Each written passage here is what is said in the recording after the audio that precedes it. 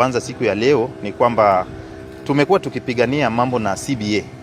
CBA ni maelewano kati ya wafanyikazi na mwajiri ambao kwa kaunti yetu Lamu tumejaribu kupata hii CBA, haijawezekana.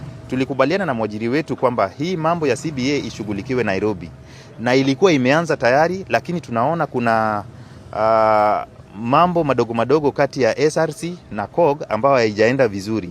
Ndio maana General Secretary wetu aliitisha hii mgomo, na sisi kama nurses wa Lamu tumeungana na other counties na tutashiriki huu mgomo mpaka itakapoisha. Hiyo CBA ilikuwa sign kitambo.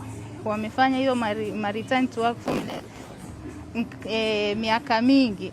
Sasa sisi ni kusema tumechoka kudanganywa kama watoto. Tumechoka na tumetoka.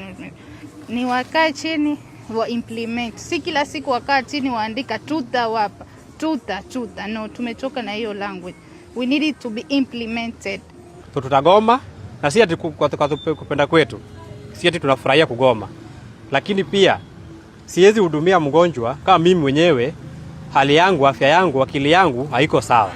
I have to be in the right state of mind kuhudumia mgonjwa wangu. Na siwezi kuwa right state of mind kama nalilia promotion, nalilia allowances zangu. Sina uniform, nalilia vitu nyingi.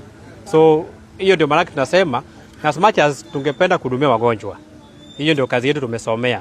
Lakini pia hiyo environment ya kuhudumia mgonjwa ni jukumu la muajiri. Hata sheria inasema ni jukumu la muajiri kutengeneza environment nzuri ya kufanya kazi.